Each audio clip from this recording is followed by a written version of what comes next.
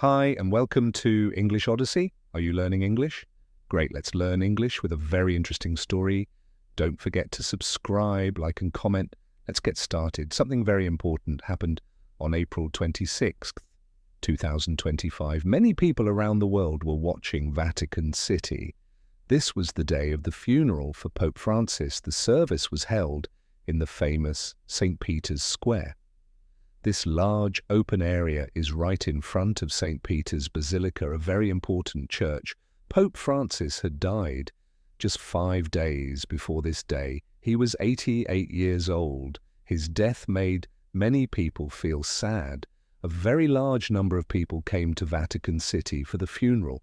Many were ordinary people, followers of the Catholic Church. They came from Italy and many other countries. They wanted to say goodbye to their leader in the days before the funeral. Many people visited St. Peter's Basilica. They walked past the Pope's body to show respect. Some people waited for many hours in long lines. Some even slept outside near the square the night before the funeral to get a good place.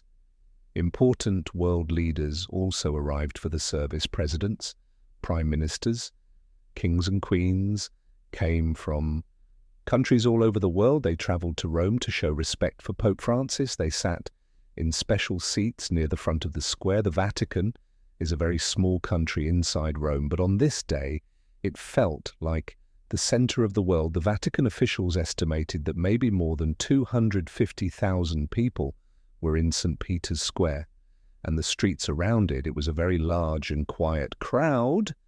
Pope Francis was famous around the world. Many people knew his face and his messages. He was born Jorge Mario Bergoglio in Argentina. This made him special because he was the first pope from Latin America. People often described him as a simple and humble person. He chose to live in a guest house instead of the large papal apartments. He often spoke about helping poor people and taking care of the environment. He tried to understand the problems people face today. He wanted the church to be welcoming to everyone because Pope Francis was important to so many people. His death was big news everywhere. Newspapers, television, and websites talked about his life and his work. His funeral brought leaders and regular people together in one place. World leaders wanted to honor him. Ordinary people wanted to show their love and sadness. The whole world watched as they gathered to say goodbye to this well-known and respected figure. The event showed how much Pope Francis meant to millions of people, both Catholics and non-Catholics. His funeral was a significant global moment. A sad day in Rome. The morning of the funeral was cool but sunny. In Rome, it was 270 degrees Fahrenheit. Saturday, April 26th, 2025, St. Peter's Square. A very large open space in Vatican City was already full of people. The roads near the square were also crowded. It was difficult to find a place to stand. The Vatican said that more than 250,000 people were there. Many people came very early in the morning. Some people even slept outside. The night before they camped out near the square, others waited in long lines for many hours. They all wanted to be there for Pope Francis. They wanted to say goodbye. One last time, these people called pilgrims came from many different countries to show their respect. It was a very sad day for the people in the crowd. You could see sadness on many faces. Many people cried quietly. Tears fell as they thought about the Pope. He had died 5 days before, and they missed him. They felt a big loss. Some people held pictures of him or small flags from their countries. But it was not only sadness in the square. Some people cried tears of sadness and also tears of joy. They were sad he was gone, but they were also thankful for his life. They remembered the good things he did. They felt happy to celebrate his time as Pope. He gave hope to many people around the world. So there was sadness, but also a feeling of thanks. The feeling in St. Peter's Square was quiet and respectful. Even though there were thousands of people, it was not noisy. People stood together. They did not know each other, but they shared the same feelings. It felt like everyone was part of one big family. Mourning together, they prayed or stood in silence. Everyone showed great respect for Pope Francis. The atmosphere was heavy with emotion, a mix of sorrow for his death and gratitude for the life he lived. The church service, the special church service for Pope Francis, took place in St. Peter's Square. This funeral mass was led by Cardinal Giovanni Battista Re. He was 91 years old, and the leader of the College of Cardinals, Cardinal Re, gave a talk called a homily. During the service, he spoke kindly about Pope Francis. He said Francis had a lot of human warmth. He understood the difficult things happening in the world today. The Cardinal explained that Francis truly shared the worries, pain, and hopes of people living. Now, Cardinal Rai also said the Church could not go back from the changes Pope Francis started. He felt Francis paid attention to the world and what the Holy Spirit was doing in the Church. An official paper about Pope Francis's life was placed near his coffin. It said, Francis showed everyone a wonderful example of being human, living a holy life and caring like a father for the whole world. Pope Francis had asked for a simpler funeral. He changed some of the usual traditions himself. For example, most popes are buried in 3 coffins, put inside each other. Pope Francis asked for only one simple wooden coffin. This showed his wish for simplicity. The Mass had several special moments at the beginning. The Book of Gospels lay open on the coffin. This book holds important Christian writings. It symbolized the Word of God. Prayers were said in many languages during the service, including Italian, Spanish, Chinese, Portuguese, and Arabic. This showed the Church is present all around the globe. Music filled the square choirs, sang beautiful old hymns in Latin. A special song, Psalm 130, was also sung. This is a tradition at funerals for popes. Many cardinals and bishops prayed together. Over the coffin they used incense, which makes these sweet smoke. As part of the prayers, they sang a chant that means, God has reigned, from the wood of the cross. Later, men wearing white gloves, called pallbearers, carried the coffin out of the church building into the bright square. As the coffin appeared, the large crowd clapped loudly. Before the service ended, cardinals carefully tilted the coffin up a little bit.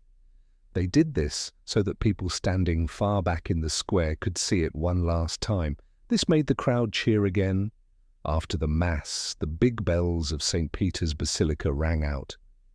Sadly, 4 world leaders arrived. Many important people came to the funeral for Pope Francis. The front seats in St. Peter's Square were for them. These guests showed how much the world respected the Pope. Presidents, prime ministers, kings and queens sat near the front. They came from many different countries. Donald Trump, the President of the United States, was there. He sat in the first row. Not far from him sat Volodymyr Zelensky, the President of Ukraine. It was important that they were both there because Pope Francis often talked about peace. Many first ladies and wives of leaders also attended.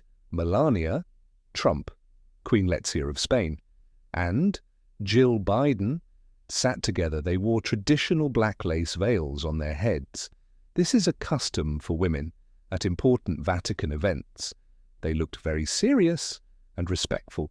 Royalty from Europe came to show respect. Prince William came from the United Kingdom. He is the future king. The British Prime Minister, Keir Starmer, was also there. King Felipe V, VI, and Queen Letizia came from Spain. King Harald V of Norway, and King Carl XVI Gustav of Sweden were present. Leaders from Belgium and Monaco also attended. It is usual for Catholic royal families to come to a pope's funeral. Leaders arrived from all over the world. President Javier Milei from Argentina was in the front row. This was special because Pope Francis was the first pope from Argentina. Other leaders from Latin America included President Luiz in Lula Silva from Brazil and President Gustavo Petro from Colombia. From Europe, President Emmanuel Macron of France came, President Frank-Walter Steinmeier of Germany, and President Andrzej Duda of Poland were there too. Leaders from Asia also attended. President Drew Patti Murmu of India sat near President Zelensky. The presidents of the Philippines and South Korea were present at China, sent someone but not a top leader. African leaders came to honor Pope Francis, President Julius Maada Bio of Sierra Leone, and President Bola Tinubu of Nigeria were among them. Pope Francis cared a lot about countries in Africa and other parts of the world. Italy, the country where Vatican City is located, had many leaders present. Music. President Sergio Mattarella and Prime Minister Georg Meloni were there. Some leaders did not come, like the presidents of Russia and Israel. Their countries sent other people. Instead, leaders from different religions. Also came Patriarch Bartholomew I, an important Orthodox Christian leader was there, the Archbishop of Canterbury. Justin Welby represented the Anglican Church. People from Jewish, Muslim, Buddhist and Hindu groups were also present. Their presence showed Pope Francis's work to bring different faiths together. 5. Goodbye. Pope Francis, the long church service in St. Peter's Square came to an end. A strong sound of clapping filled the air. This happened when helpers in white gloves carried the Pope's wooden coffin out into the bright sun. Before the coffin left the square, the cardinals carefully tilted it up a little bit. They did this so everyone, even people standing far back, could see the Pope's coffin. One last time the crowd saw this and cheered loudly for Pope Francis. Then the big bells of St. Peter's Basilica began to ring. Slowly it was a sad sound marking the final goodbye in the square. After the service finished, the Pope's coffin was ready for a journey. It was placed carefully onto a special white car called the Pope Mobile. This car has an open back so people can see. The Pope Mobile started to drive slowly through the main streets of Rome. It was a quiet procession, but the streets were full of people. So many people came to watch the Pope pass by. One last time, the police said about 150,000 people stood along the road. This road was 5.5 kilometers long, stretching from the Vatican. The people lining the streets were sad, but they also showed their love for Pope Francis. They cheered loudly. Many shouted, "Viva il Papa." This means long live the Pope in the Italian language. Others shouted "Ciao Francesco," which is a friendly way to say goodbye. Francis, some people in the crowd waved signs they had made. Others threw flowers onto the road. As the Pope Mobile went past them, a few people tried to reach out and quickly touch the coffin. The slow drive went past famous old buildings and places in Rome, including the large Colosseum. Finally, the journey ended. The Pope Mobile arrived at a very old and important church called the Basilica of Santa Maria Maggiore. Pope Francis was buried here. This was his special wish before he died. It was an unusual choice. Most popes are buried inside the Vatican City walls. Pope Francis was the first pope in more than 100 years to be buried in a church outside the Vatican. His burial was very simple. Following his own requests, he did not want many fancy things. For example, he did not have the usual 3 coffins put one inside the other. He had only one simple coffin made of wood. Inside the wood coffin there was a lining made of zinc, a type of metal. On the outside of the coffin lid, only one word was written: Franciscus. This is the Latin version of his name. Francis, the simple iron cross that Pope Francis often wore around his neck during his life, was placed resting on the coffin lid.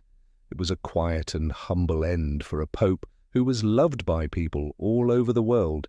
He was now at rest in the Roman Church. He had chosen 6 talking politics. Quietly, the funeral of Pope Francis was a very large event. Many important leaders from all over the world came to Vatican City.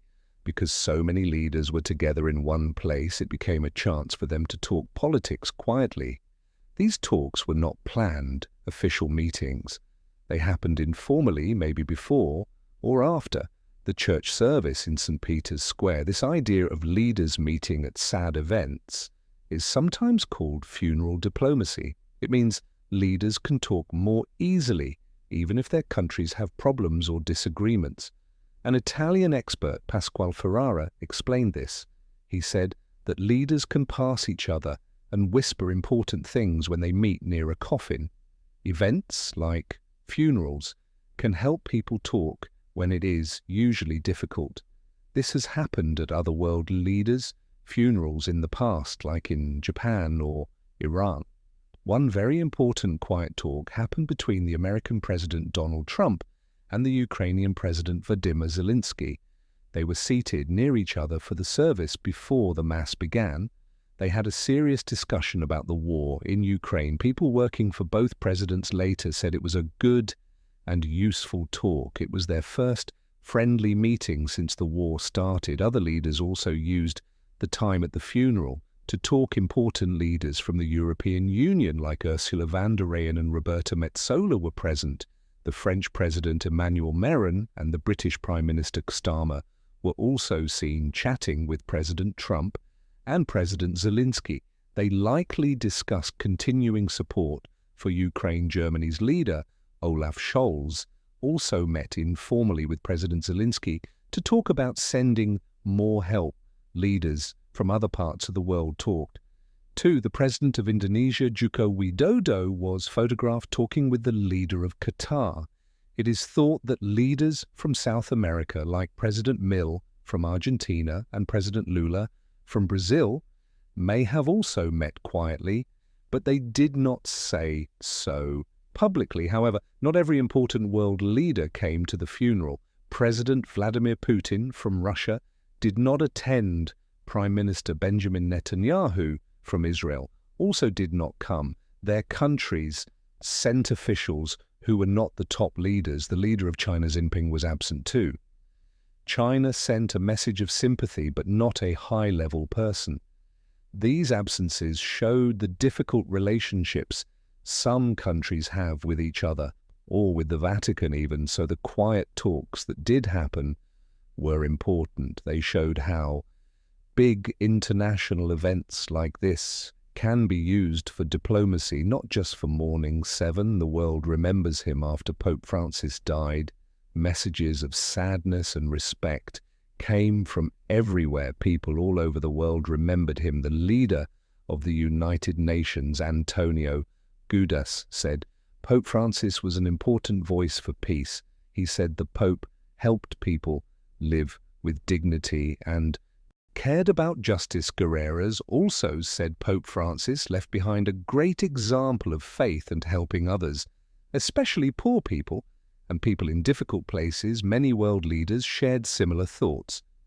The President of Mexico called Pope Francis a good person who supported poor people, peace and fairness. The President of Brazil felt sad to lose someone who showed respect for everyone, he said. Pope Francis showed love and understanding. Leaders from other parts of the world also spoke. India's Prime Minister said people will remember Pope Francis for his kindness and courage. He remembered the Pope's work to help the poor leaders in Africa. Agreed. The President of Kenya said Pope Francis showed how to lead by being simple and caring for everyone, especially the poor. South Africa's president said people of all religions felt sad because Pope Francis tried to bring people together in the Middle East. Leaders remembered his efforts for peace. The president of Egypt called him a special world leader who spoke for Palestinian rights. The president of Turkey mentioned the Pope's work during difficult times like the problems in Palestine. The president of Israel said Pope Francis was a man of strong faith and great kindness. The Palestinian president remembered when Pope Francis visited Bethlehem and asked for peace. Leaders from other Christian churches also shared their feelings. The Archbishop of Canterbury said Pope Francis was a pope for the people, showing kindness and love. Leaders from Orthodox churches sent messages too. Leaders from Muslim and Jewish groups also remembered him. Kindly, they respected his work to build connections between different religions. Ordinary Catholic people around the world felt the loss deeply. Many churches held special services in countries like Italy and Poland. Bells rang sadly and flags were lowered in Rome. Huge crowds had waited to say goodbye Around the world, people prayed together in their towns and villages. Even people who were not Catholic lit candles or had moments of silence for him. People remembered Pope Francis for many important things. He worked hard for peace between countries. He always spoke about helping poor people and migrants. He cared a lot about protecting our planet, the Earth. He also spent time talking with leaders of different religions to build understanding his life. Showed kindness and a simple way of living. 8. The Pope's legacy. Pope Francis's death brought big changes. His life and work left a strong mark on the world. People everywhere felt his effect. Now the Catholic Church must choose a new leader. Soon the cardinals will meet in Rome for the conclave. They have a big decision. Will the Church continue Pope Francis's path? He wanted a more open church that helped people on the edges of society. Cardinal Giovanni Battista Re said clearly that there was no going back from the changes Francis made. He asked people to remember Francis's work helping poor people, migrants, and the planet. Pope Francis was also important in world politics. He spoke about big problems like climate change.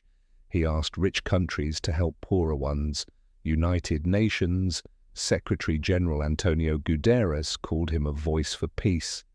And helping people, Francis built connections with leaders from many countries. Some people worry that these important topics will get less attention now, but many world leaders promised to continue his work.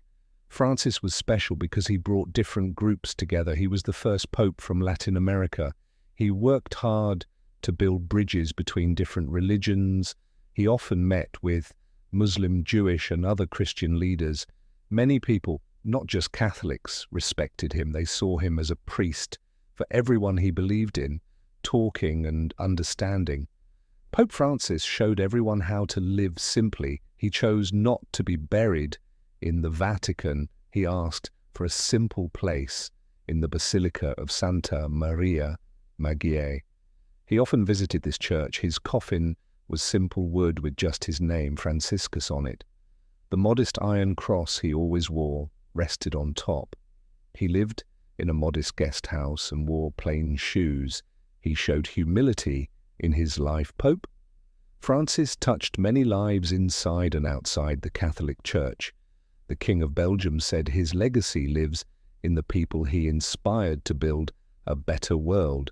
Canada's leader said Francis showed what good leadership means today. People of all beliefs felt sad when he died. They remembered his calls for peace and helping others. His messages of service, kindness, and dialogue were clear. Even at his funeral, his memory will continue to guide people. What memory or aspect of Pope Francis's life stands out most to you? Hey, they're just a second before you go. If you learned something new today, please give this video a like, write your thoughts in the comments, and subscribe to the channel. It only takes a second, and it really helps to create even better English videos for you. Your support means the world. Thank you.